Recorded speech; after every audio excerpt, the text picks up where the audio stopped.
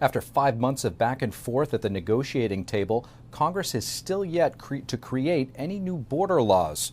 Can it muster the votes to send aid to Ukraine and Israel, however? NTD's Melina Wisecup joins us live now with updates. So, Melina, Congress has struggled with this supplemental package for months now. Where do we ultimately stand as we speak?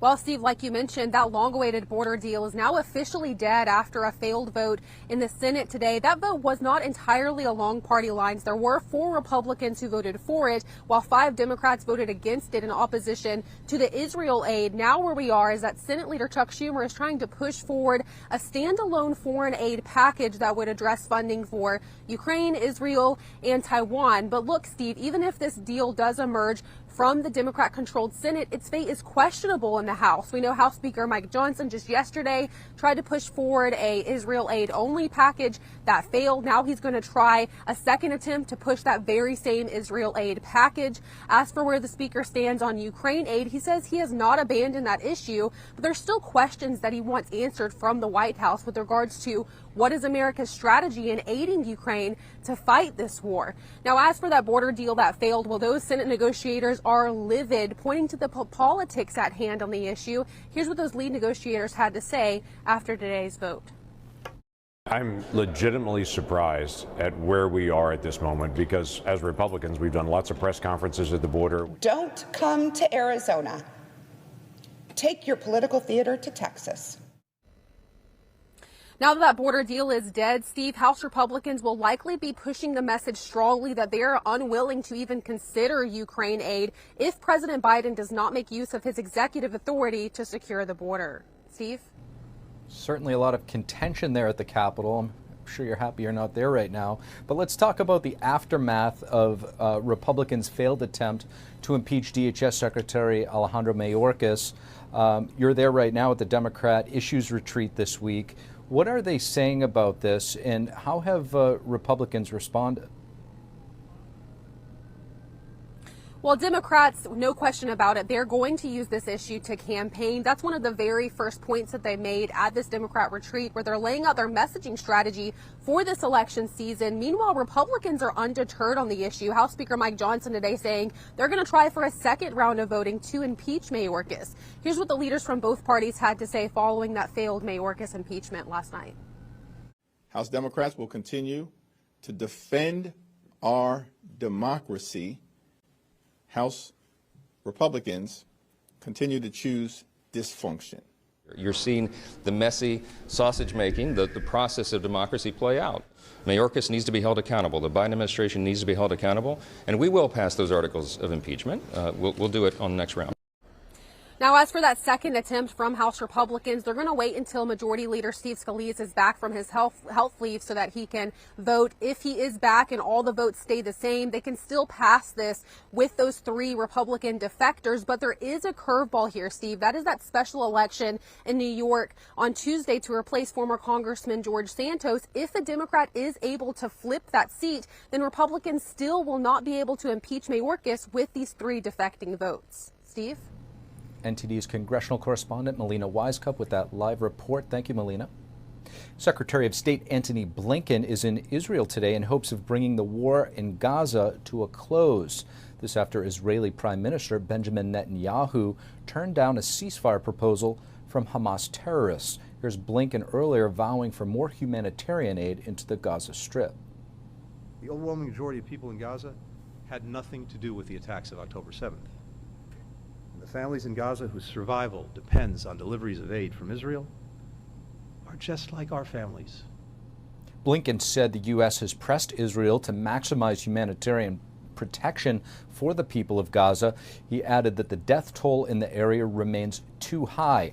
Also today, Prime Minister Netanyahu railed against President Biden's executive order targeting Israeli settlers in the West Bank. Israel says it's taken steps to address violence in that area and urged the United States to impose sanctions on Palestinians in an equal manner.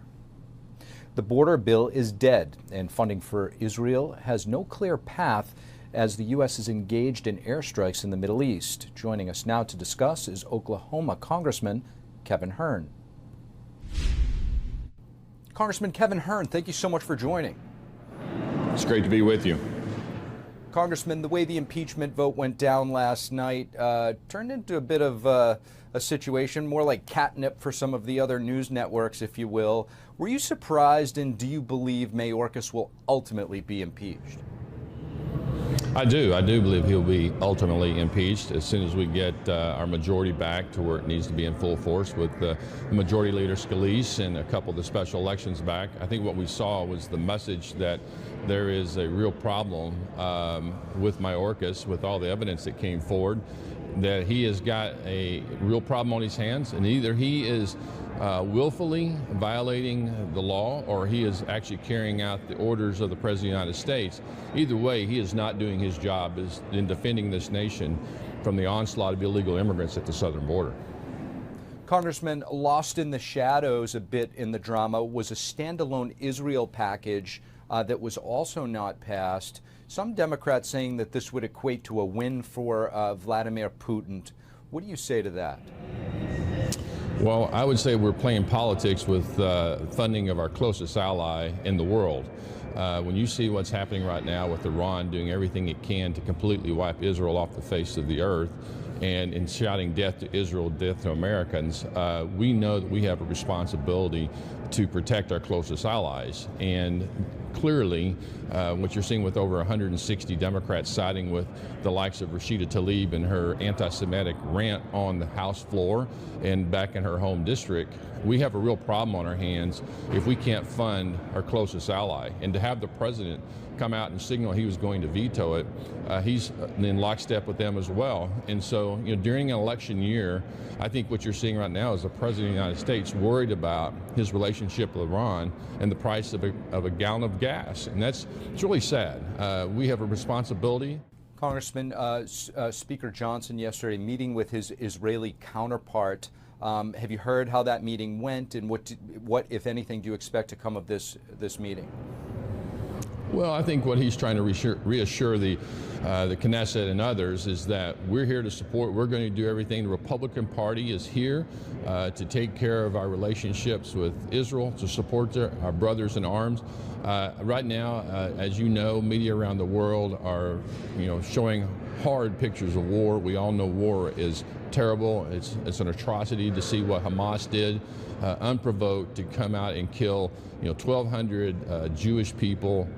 Again, we've seen the videos here in a classified setting in Congress. They're terrible to see what happened to men and women and children. And right now what you're seeing is Israel trying to do everything to protect itself from future attacks from Hamas. And it is bloody, and it is terrible to see what's happening right now around the world as we try to steer and focus on how we're going to take care of Israel to make sure they're protected from Hezbollah and Palestinian Authority, the Syrians and others, and we have a responsibility to do so. Now, with regard to the border, we're hearing H.R. 2 being tossed around more and more now. Will the Democrats even come to the table on this bill, and are there things that you potentially see that they want, like potentially asylum process improvements being worked into an H.R. 2? Well, certainly H.R. 2 is something that we worked on in the House. We had wins back in May to get this done from all different points of view in our conference, the Republican conference in the House, and then sent that to the Senate. And they've been sitting on this now for 10 months, not even willing to take it up and look at any parts of it. And the work that's been done, certainly in the last few weeks in the Senate, is something that didn't even come close to the H.R. 2 provisions that we laid out, that the Speaker said if it wasn't H.R. 2 or certainly the components of H.R. 2, then it was dead on arrival. And I think what you saw last night is Mitch McConnell acquiesce and say, we're not going to put this on the floor. So it's really sad, though, for all Americans that we've politicized the southern border in such that we're not even worried about the future of this country and the sovereignty of, who might be coming here to harm us. And we've got a lot of work to do to get this secure. And I think you're going to see a lot happen over the next 12 months to do just that, as certainly President Biden continues to fall in the polling on his security of this nation. Congressman Kevin Hern, really appreciate you joining us. Thank you. Thank you. President Biden rallying his donors to stop former President Trump by calling him an existential threat. That's as a failed border deal in the Senate prompts Biden to shift from defense to offense on one of his most criticized policies. Good evening. Joining us now, we have Iris Tao. Good evening, Iris. So what's the president's message in New York today? Good evening to you, Steve. President Biden, who's attending 3 fundraisers in New York City today, told his donors that, quote, there is one existential threat. It's Donald Trump. And that's according to a report by the White House press pool, who's traveling with President Biden. Biden also warns that Trump will, quote, try to undo everything we have done, while also criticizing Trump for, quote, threatening Republicans to make them walk away from a now failed border deal in the Senate. And that's exactly the message that President Biden tried to amplify yesterday while telling voters and Americans that Trump is the reason why the border deal is not working and that why the border crisis is continuing. Watch. Every day between now and November, the American people are going to know that the only reason the border is not secure is Donald Trump and his MAGA Republican friends. Meanwhile, Trump's campaign has called Biden's latest narratives here a pathetic and brazen lie. Meanwhile, Biden is expected to campaign together with former presidents Barack Obama and Bill Clinton next month. And meanwhile, Trump on Wednesday warning that Biden, Obama, and Bush would, quote, all be in prison if a president does not have presidential immunity. And that's Trump's latest response to a Tuesday ruling here by a D.C. appeals court denying his claim of presidential immunity in the 2020 election interference case. Trump is expected to appeal that decision to the U.S. Supreme Court in the coming days. Steve. So, Iris, it does seem we'll see Trump again juggling between the campaign trail and the courtroom in the coming weeks. So what about the other legal challenges that Trump's facing, like the efforts to remove him from the ballot? Right, so the U.S. Supreme Court is going to hear oral arguments tomorrow, actually, on the Colorado Supreme Court's ruling to remove Trump from the primary ballot. So we're going to hear directly from Trump's lawyers, especially on their argument that doing so would effectively disenfranchise tens of millions of Americans and also, what in their words, unleash chaos if other states want to follow suit. Steve. So much to watch for, as the outcome of this case could reverberate across all 50 states. NTD's Iris Tao reporting live from the White House. Thank you, Iris. Thank you for watching the Capitol Report. If you want to see our full broadcast, check us out at epochtv.com.